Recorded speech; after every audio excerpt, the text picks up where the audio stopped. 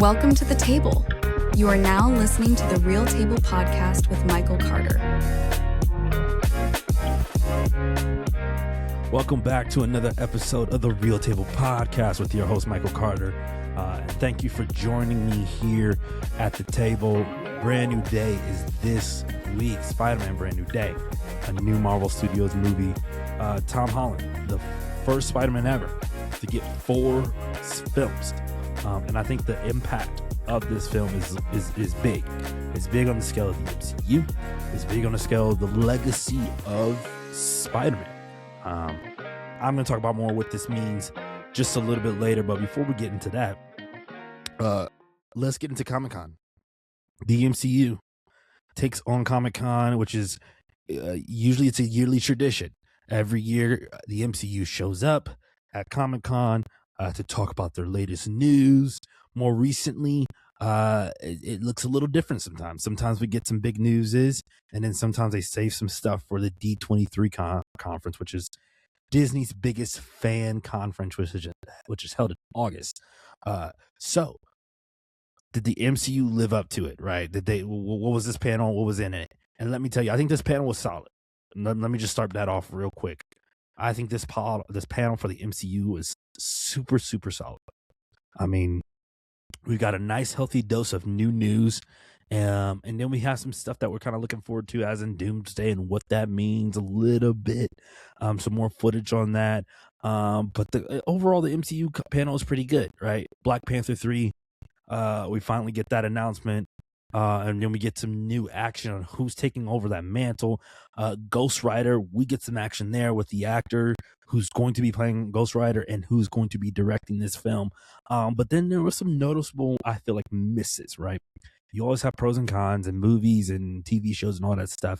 I love the fact that I can look at this panel and go, this was a good panel. I think overall it was a good panel. But I think if we're honest, there was just some holes that you're going, okay. Are we saving that for D23 in August, right? Or are they actually waiting until next year? I have a little bit of a hunch on what I think. Nothing crazy, but my reaction, my thoughts on that. First, let's go. My biggest win. Oh, pull that up. My biggest win from this panel. It's got to go to Black Panther 3. Black Panther 3 is easily the biggest win for the panel. They show some more stuff on the Spider-Man Brand New Day. At this point, for me, I bet it was a treat for the people that were there at Comic-Con in San Diego. I think that was awesome. It was a treat for them, but for me, at this point, the movie's coming out. I get to see it this Wednesday. Thanks to the Amazon Prime early screenings, I get to see it this Wednesday. So I'm pumped. I'm excited. And I'm like, I don't need to see any more footage. I don't need to hear anything else about the movie. Like, the movie's coming out this week. I'm going to see it for what it is this week, and I'm ready, and I don't need to see anything else. Doomsday, more Doomsday footage, which some of it sounds exciting. I'm excited for when that trailer comes out. More info on that one. But I'm more thinking about the future. I'm weird on that level where I'm like, I would love to hear more about Doomsday. Sure, maybe I'll take a little bit of tidbits on Brand New Day. Don't really care about it. Don't need it. But I want to think about the future, right?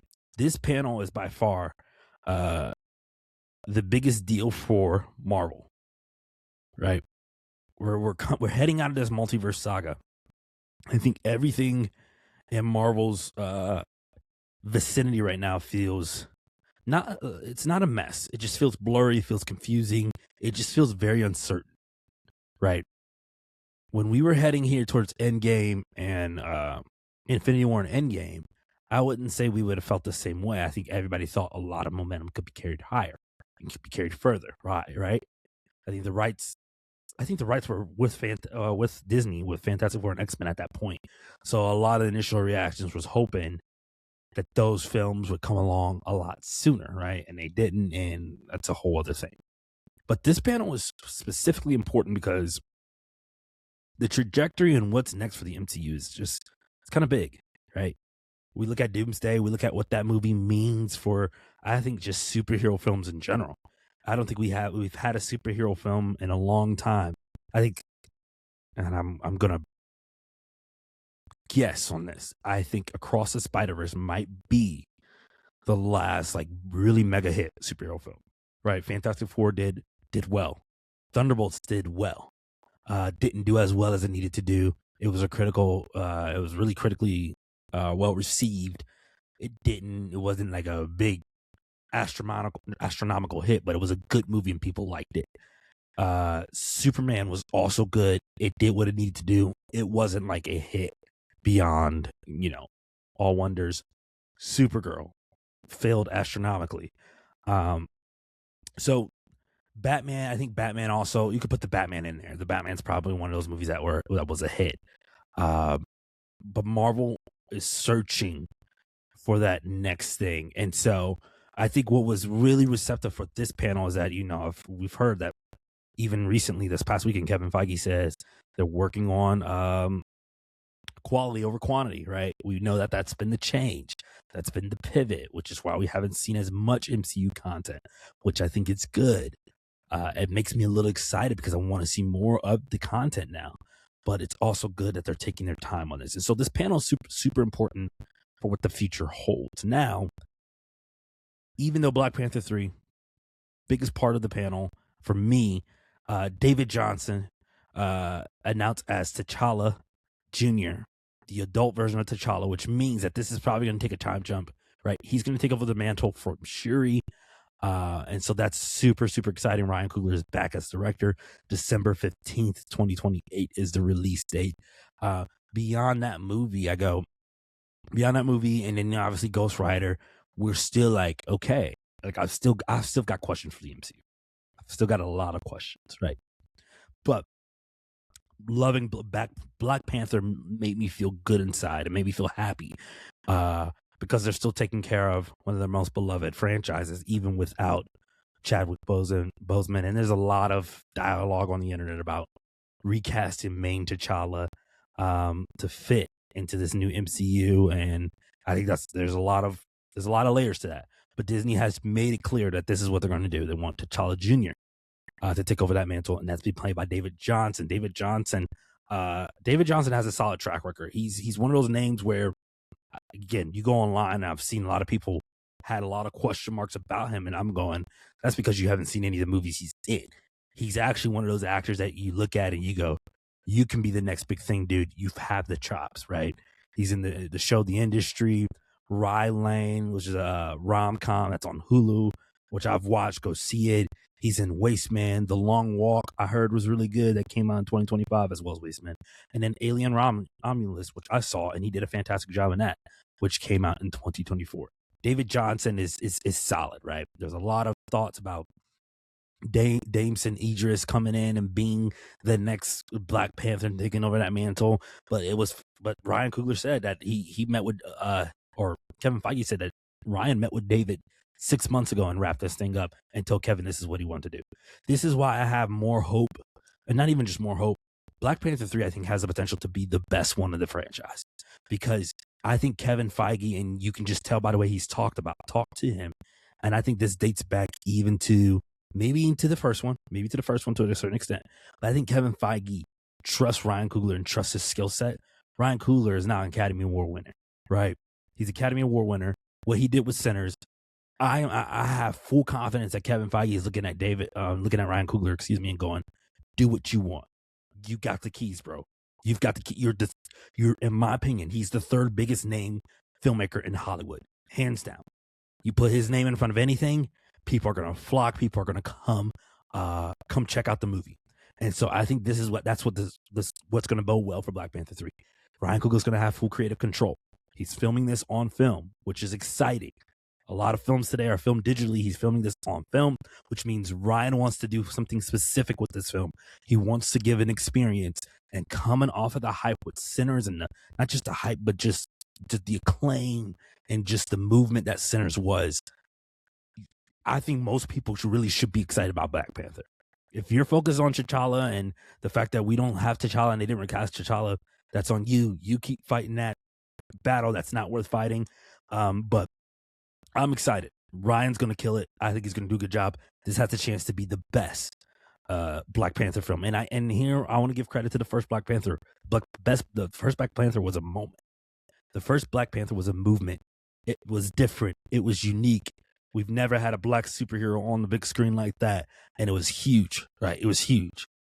I don't think this is going to be a movement in a vibe like that movie, but I do believe that as a movie and as a film and as a story, it has the chance to do better, right?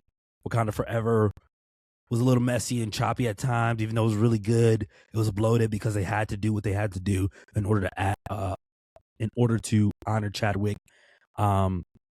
And so even as they did what they had to do, film was still solid. Wakanda Forever was still good. It was heartbreaking, but it was still good. This has the potential to be the best Black Panther. That's where I'm going to sit with that. And I'm really excited. Again, I'm not fighting the battle. I wanted T'Challa to be recasted too. I was excited about that idea. And now it begs more questions into the future of the MCU. Again, I'm talking, what's next with the MCU? They're doing a time jump, right? They're doing a time jump in Black Panther 3, which means, which begs the question, what happens after Secret Wars? How are they lining everything up after Secret Wars, right? Now, again, Feige has come out and said that this is not a hard reset. This is not a hard reset. We're making everything more refined and have a clear vision and feel like it's not all over the place, right? Kind of like the first phase, in a way, I believe. So, Black Panther 3, my most anticipated and the best thing, probably the biggest W of all the panel. Ghost Rider. I'll put Ghost Rider in that W category. I'm excited about Ghost Rider, right? We haven't had a Ghost Rider in a long time. I know he showed up in Agents of S.H.I.E.L.D. I've always looked at Agents of S.H.I.E.L.D. and I've gone, it's whatever for me. I started watching it consistently and then I got over it because I didn't care for the story, didn't care for the characters. It also wasn't canon. Came out, really wasn't canon, which was weird. I don't know. There's a lot of stuff with that show. I'm just like, I just don't care for it, and I don't think now Kevin Feige looks like he's trying to give the show its flowers or its due. It's whatever. Ryan Gosling confirmed to star in Ghost Rider with Sean Levy directing in 2028. A lot of people don't like Sean Levy as a director, I found out. The online reception of the people are just not happy about Sean Levy, and this is my thing. Deadpool Wolverine, bro. Let me say that title again for people that forget, whether you like the movie or not. Deadpool Wolverine, right? Deadpool Wolverine was a hit. Critically and financially. $1.34 billion. Highest grossing rated R movie in the history, right? Guys, it hit over $1 billion. You don't have to like Sean Levy, and that's fine. This man is a bona fide. He can make a hit. Right, he's got some experience with Stranger Things, which is nice. He's also done some other films, right? Real Steel. I want to say he did Fall Guy. So he's done some stuff. Whether you like his product or not, I think Sean Levy is a safe choice. Which some people don't like, and I get it. He's a safe choice, but we all know, like, no offense to the MCU loves safe. They love safe. They love a sure. We can get a sure hit. In a new era of MCU where they need to make sure they can get something good out of their films, this works for it. This works. This is the film that they like, okay, we want to make sure that this is a success. Also, keep this in mind. This is also correlates to Star Wars, I think. I think this is a correlation to Star Wars. The Star Wars Starfighter movie that features Ryan Gosling, which is due in 2027 next year. I think it is telling that they've already announced that Sean Levy is directing this, on top of the fact that that movie, which is a Star Wars movie, has yet to be premiered, which means I think Disney is high on that movie. I think Disney has a good feeling about that movie, right? They go back to Ryan Gosling and they go back to Sean Levy, both Kevin and Ryan. Kevin looks at Ryan and looks at Sean and goes, come do this, right? Funny enough, I don't know why I said that, because Ryan Gosling actually approached Kevin Feige, he said. But this, I think they needed to make sure that this film does well, and they need to make sure it succeeded. It's not, this is Ghost Rider, it's going to succeed. No, I think it would have done well with another director, depending on the name. But I think having a Sean Levy in there to give this film the juice it needs, whether you like him or not, is a smart move. It's a smart move heading into a new era of the MCU where they kind of need hits or wins. They need wins. The wins don't have to be like bona fide billion-dollar hits. They just need to be wins. They need to keep this genre, this world, this franchise afloat. And even with this Ghost Rider announcement, it makes me annoyed though. And we talked about this countless times. I've talked about this countless times on this podcast. And I think the discourse has kind of risen back up with some people. And Kevin Feige has even been asked about this, about Blade. Kevin Feige recently came out in an interview and said he felt like a loser for not getting Blade done with Mahershala Ali. Which that phrase and that sentence and that response alone is so disheartening because, one, it sounds like Mahershala Ali is not attached anymore. Two, it sounds like there is no plans right now for Blade. Three, we watched Ryan Gosling just approach Kevin Feige with a Ghost Rider story, and it's getting made due out in 2028. It's disheartening for me, personally. It's disheartening. And I think this is where I think this panel takes an L. Blade should another confirming announcement going, we've heard you. We've struggled with this. We've made it right. He's here. Mahershala Ali, come on out. We're announcing the new Blade film. It's happening. We're getting started with filming in 2 to 3 months. You're not going to want to miss it. Like, that would have been the biggest W, probably even bigger than Black Panther 3 for me. And I think for a lot of people, to know that Blade was happening and that it's in that it's not being overlooked. Now it feels like it is being overlooked. It feels like it's not a high priority. And an Academy Award winning actor comes to you saying he wants to do this thing, you got to get it figured out, and you got to get it figured out ASAP, right? Which leads into more of my problem with the panel is that I think we didn't get sequel announcements that I expected, right? I think some of us expected some X-Men reboot details, and I hear that, and I'm with that, and I'm ready for X-Men. But I'm also looking at it, I'm like, where's Fantastic Four sequel, right? Where's the announcement on that?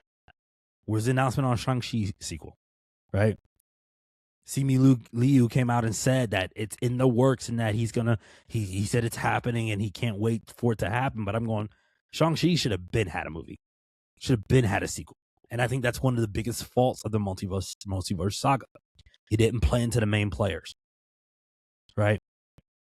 Shang-Chi should have got his own movie, sequel in the multiverse saga, right? The Marvels also probably, like Captain Marvel, probably should have got her sequel ASAP Rocky. Captain America: Brave New World should have been taken better care of.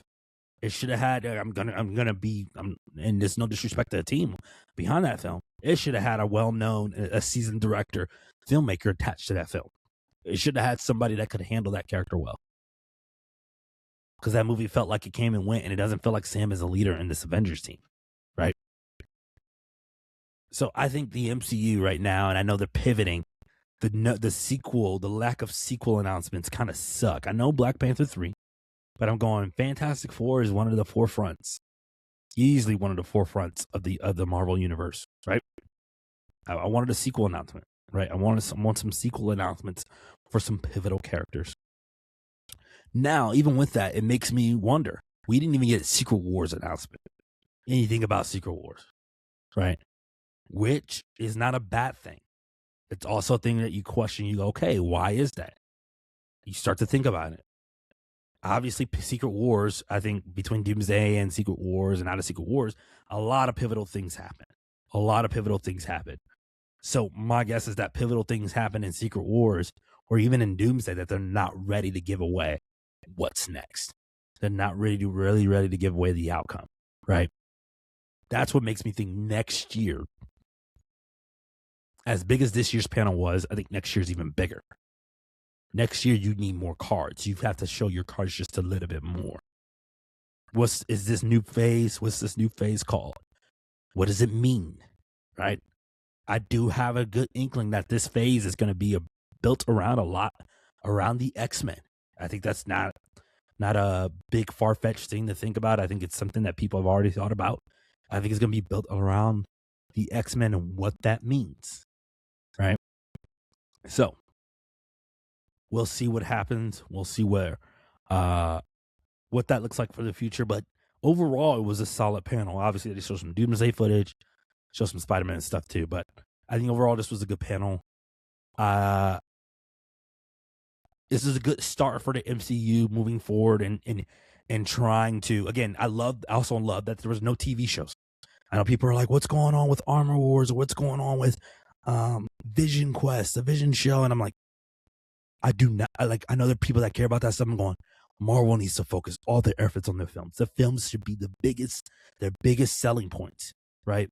Obviously, D23 conference, I expect probably some more TV show stuff and maybe even more film stuff.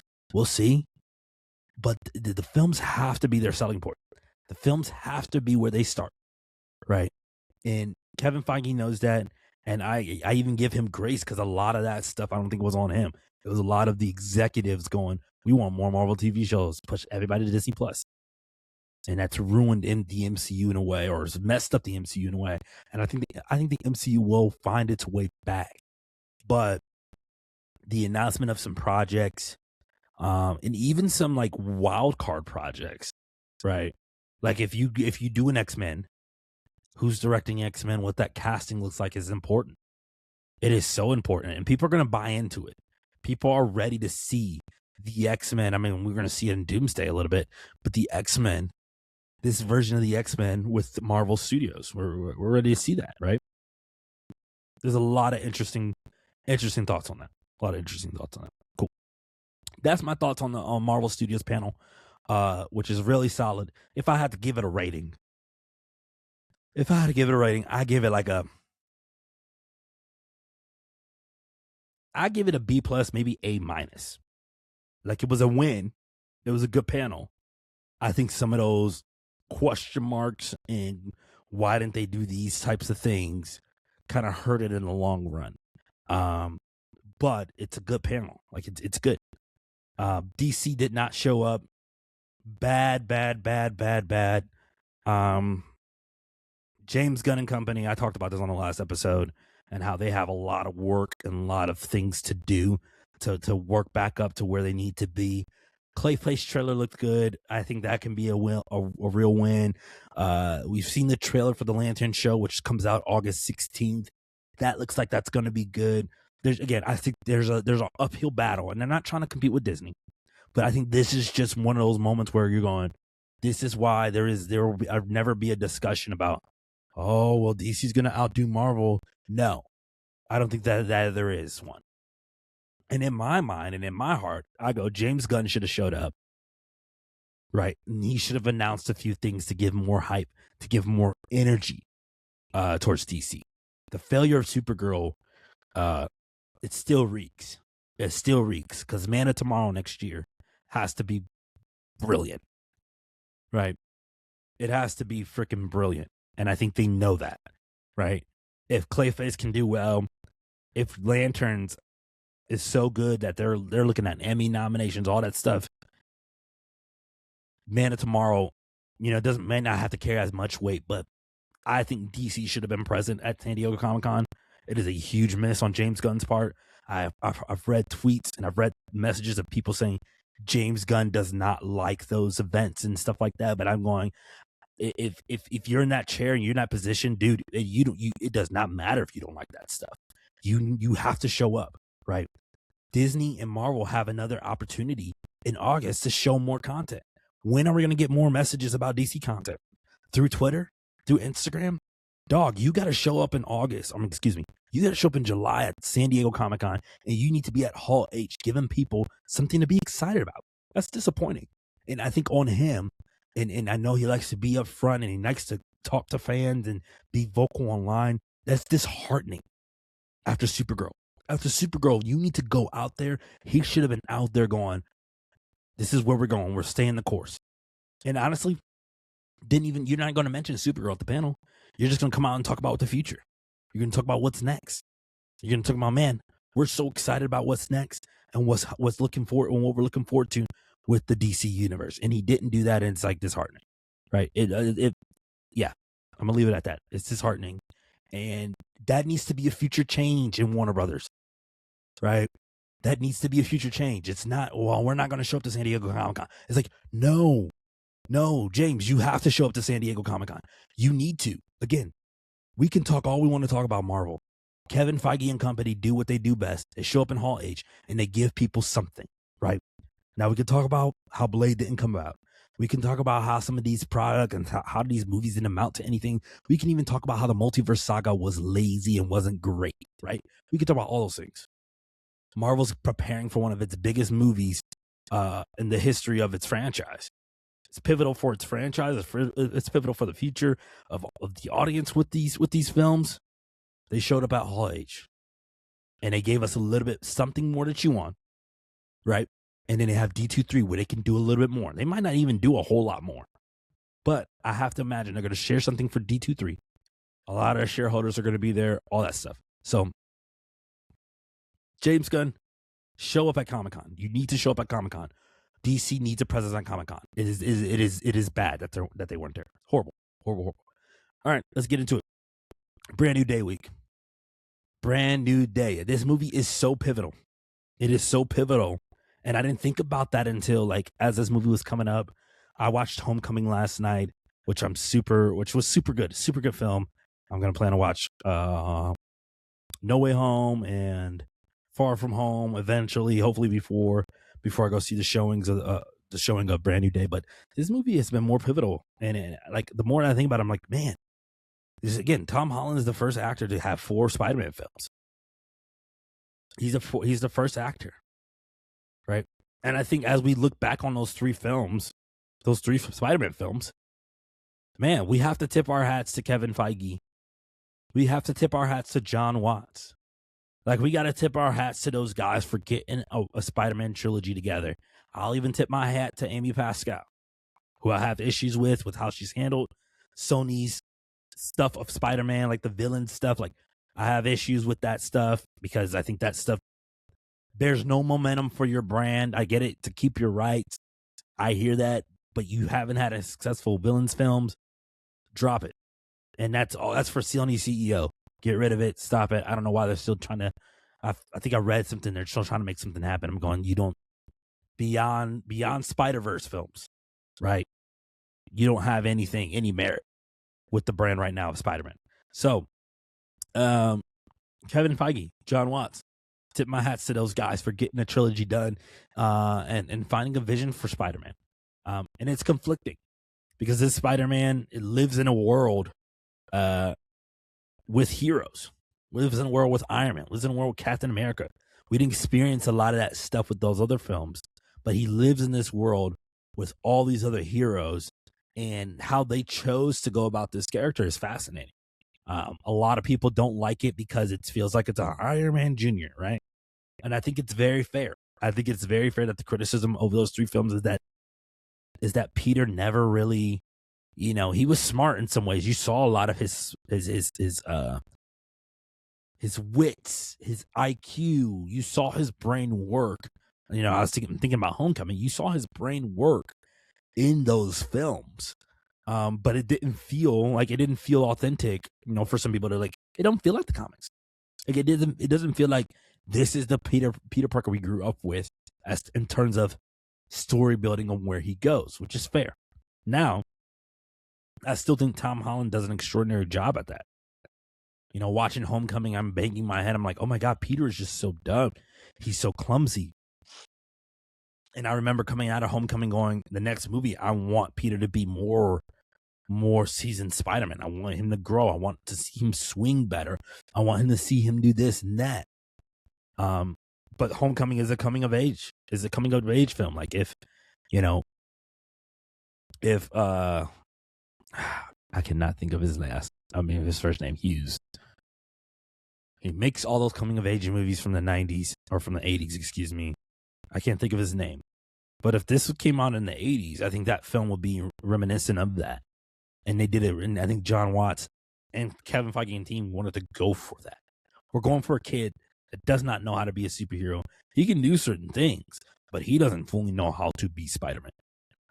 In all these 3 movies, from Homecoming to Far From Home to No Way Home, it really emphasizes man, even though he is Spider-Man, he is not Spider-Man yet. He is not fully Spider-Man. He isn't as smart as he needs to be. He still makes these clumsy mistakes, right? He's not seasoned yet, right? And so in this new movie, we're really going to get a seasoned Spider-Man, I believe. Like, this takes place 4 years after No Way Home. And I think we're gonna get a Peter Parker that's ready. He's gonna be ready to do what he needs to be done, and he has experience. Vulture, Mysterio, he's faced aliens, right? The Goblin, he faced the Goblin and these other multiversal stuff, right? So he's a little bit more seasoned guy, a little bit more seasoned hero. So that's why I think this film is so important, because we've seen a buildup of these 2 films. And that's why, again, this title, Brand New Day, emphasizes that this is so different and this is other. This does not have anything to do with the last 3 movies. I mean, it does. Obviously, it's a continuation, but this feels like this is a fresh start, a.k.a. a brand new day, which is based off of a comic book storyline.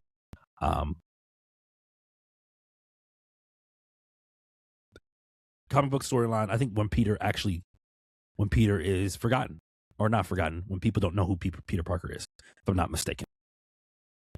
So I think this film holds a lot of weight in terms of how can they push Tom Holland's Spider-Man further, right? So what do? They get a new director. I respect John Watts. Again, I said it earlier. I tip my hat to him. He did a great job putting this Spider-Man into this universe and carrying this coming of age feel and this coming of age story. I'm so glad I got a new director, though. I think one of the biggest problems of that last trilogy for me is the visuals. The visuals were lazy, right? And that might have been an executive decision. And it also probably was somewhat his decision too. I think I remember him saying some stuff about practicality of doing Spider-Man looks weird or whatever on screen. He said some stuff and I disagreed, and I'm glad that he's not directing this film. The Amazing Spider-Man, the 2 Amazing Spider-Man movies are the best Spider-Man has ever looked on the big screen. The best. Even better than Tobey Maguire movies, and I won't argue with that. I won't argue about that. Right? I won't argue about it, because I think it's visually, as you look at it, it is the cleanest and the coolest Spider-Man has ever looked. Especially Amazing Spider-Man 2. Right? Bring in Destin Daniel Cretton, excuse me. Director of Shang-Chi. And what do they do? Now, again, if you've seen Shang-Chi, you see some of those fighting sequences. Some dope stuff. Which, when they announce that, it gets me excited. Destin is incredible with some of those fight scenes.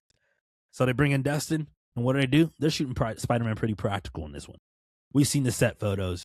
It's exciting to see Tom Holland's actually in suit. He's out there on set. Obviously, they've got some stunt doubles in some moments. Like, he's actually doing some stuff that makes me go, okay, we've reached it. We've reached the moment where I've been ready and I've been wanting Tom Holland Spider-Man to get to, and I feel like he's got there. Not just from a visual standpoint, right? Obviously, the visual standpoint plays a lot into it, but even just as a person, as a character, we get to see that fully realized, right? So it'll be interesting to see how that all unfolds, right? Obviously, Peter is wandering around. There's no memory of Peter Parker. Spider-Man exists, but Peter Parker has no memory. And so to see Peter go through that, see MJ not know who he is, Ned not know who he is, it'll be interesting to see. I'm not sure. I've watched the trailers, but I'm trying not to do too much digging. I'm not trying to read any spoilers or leaks, whatever. Does Bruce Banner know who he is? It's going to be interesting to see how that happens. We get Hulk. We get Bruce Banner returns as Hulk. Looks like we might get Grey Hulk in here too. I mean, Scorpion's supposed to be in here. And then we have a mystery. Punisher is supposed to be in here. So that's going to be a fun dynamic.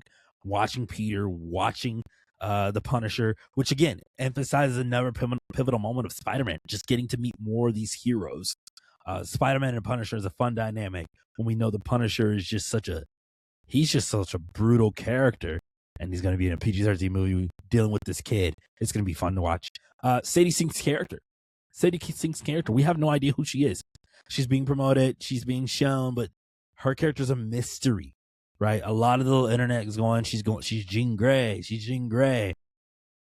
I've been on the Jean Grey chain for a long time. I was watching X-Men 97, season 2 is out. I was watching that show, and it just clicked. I wonder if Jean Grey, if Sadie Sink is Rachel Summers, the son of Scott Summers, and Jean Grey. Yep. I wonder if she's Cyclops' kid and Jean Grey's kid. How that works, where that falls into play. Like, there's a lot of stuff there where I'm going, I have no idea how that would work. That hurts my brain a little bit because of the time and what that means. But I'm curious, right? We've seen some telekinesis-like power, some energy-like powers being used by this mystery person. So it's going to be really, really interesting to see who she is. I kind of hope she's not Jean Grey. I'm hoping Marvel goes back to the adults. Having X-Men as adults. They tried it with the Dark Phoenix and the Apocalypse, those two movies. And for me, it was fun. Those characters and the casting for those characters was great. I just want older X-Men. I would love to see older X-Men. But I will say, if they go younger, I'm okay with it. I trust the writing. I'll trust Kevin Feige to figure it out. Again, quality over quantity. I think we have the potential to get Prime Feige. I should have said that earlier. I think we have a potential to get Prime Feige. We get the Kevin Feige of the Infinity Saga, who can map out these storylines and map out this new era, this new phase to bring together some cool new stories and also not feel like it's so all over the place. That's not Disney's strategy anymore, right? They're not going to force a lot of stuff to Disney Plus. They're not going to make you do a lot of homework. And even with Doomsday, they're not making people do a lot of homework, right? They're re-releasing Endgame, which is going to be cool because there's some new added scenes from Doomsday. I forgot to mention that. So we might be getting Prime Kevin Feige. So even if Sadie Sink is a young Jean Grey, I'm cool with that. I'll rock with it. But I think she might be Rachel Summers, right? I think she might be Rachel Summers. So that'll be very interesting. Very interesting. So, also it'll be interesting to see how this film carries on Peter's arc. Like, we're curious about that. Also, it's coming out before Doomsday, guys, right? So the question is, since this is coming out before Doomsday, what does this mean for Spider-Man? We know Spider-Man, at least from what was initially reported. I feel like what's initially out there. Kevin Feige also hasn't said anything on it. Tom Holland was in it at Comic-Con in representation of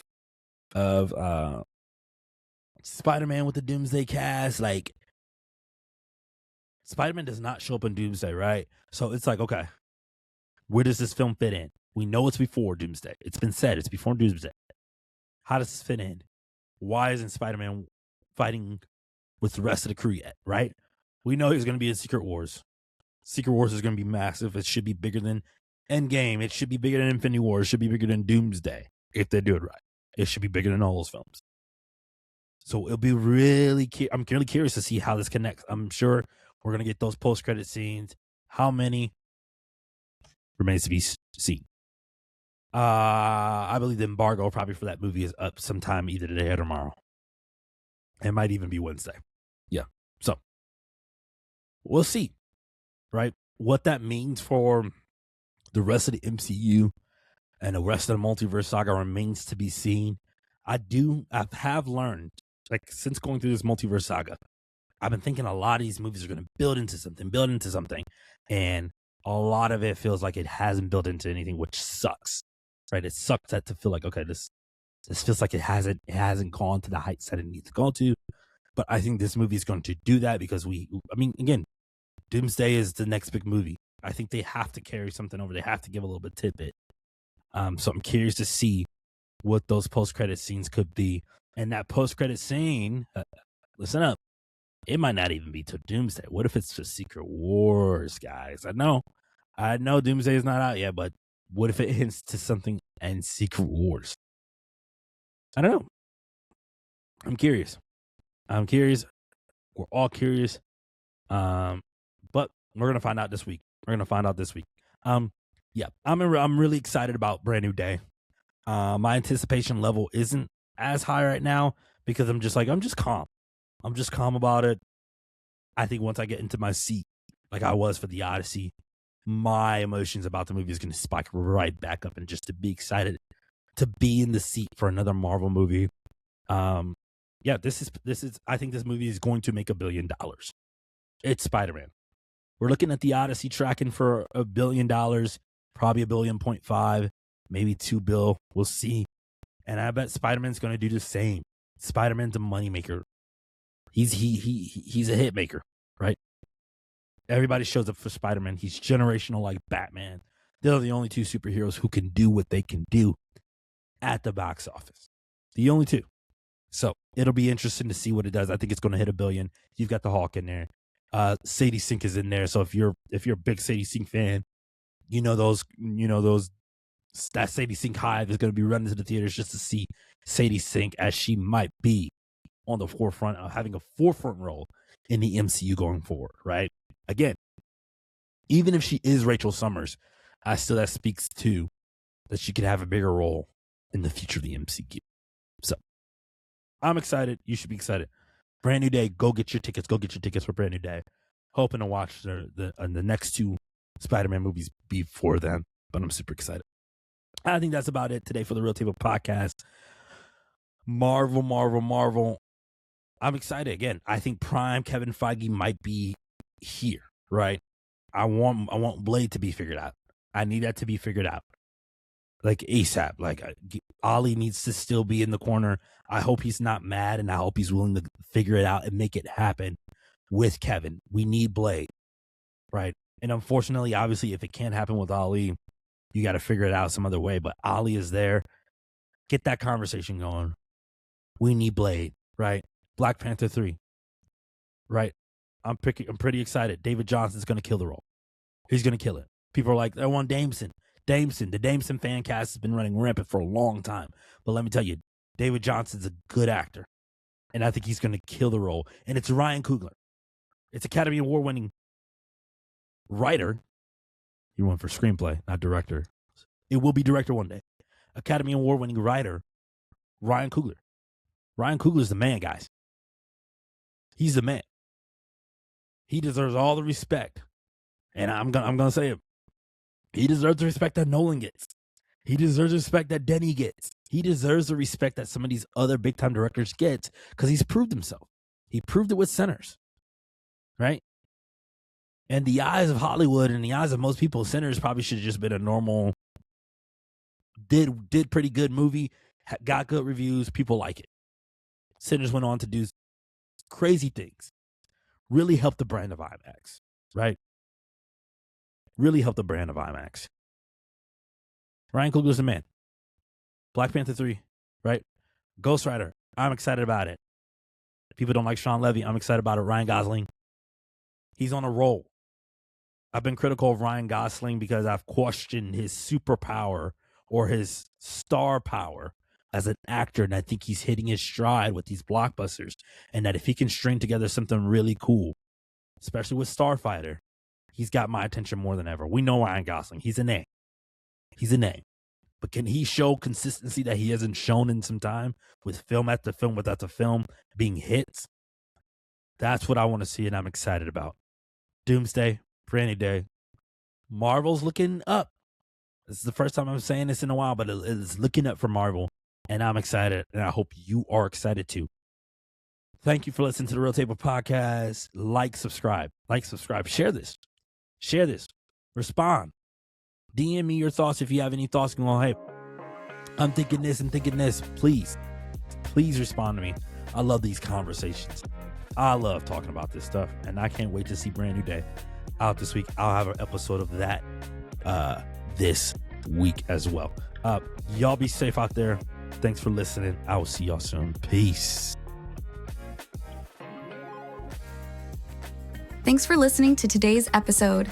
If you're enjoying the deep dives and the conversation around film, be sure to share and follow the podcast. Once again, thanks for coming to the table, and we'll see you next time.